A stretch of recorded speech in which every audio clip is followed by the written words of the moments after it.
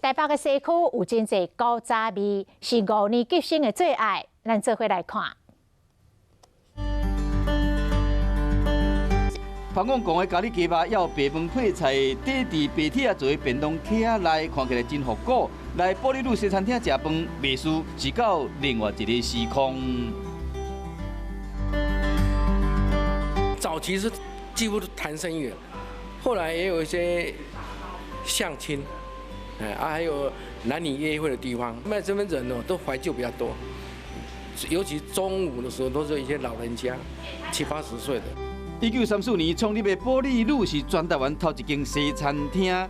旧相片顶面，可会使看到早期的装潢，像这个碰椅啦，天棚顶面的吊扇是当时上穿的。这间行复古风的这个冰淇淋店，和出名的科技公司的董事长嘛特别来到这，怀念少年时阵踢骹球迄款真热情的岁月。印象比较深刻是58年的11月吧，我是代表学校来打澳洲杯足球赛，有人请我吃这个无限量供应，我记得吃了8杯。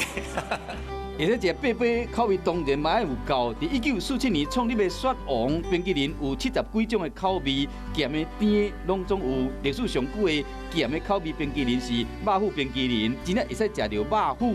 高赞台冰淇淋食起来袂输是冰的青酱意大利面。我爷爷他就是认为他是雪王嘛，既然是 king， 所以他什么事情都要做到跟别人不一样，所以他当时坚持要做这么多种口味。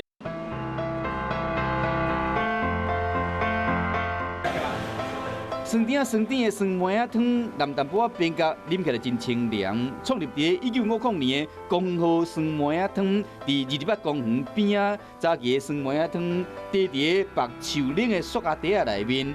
顺应时代，改用杯仔内底，同款买了就会使去公园约会。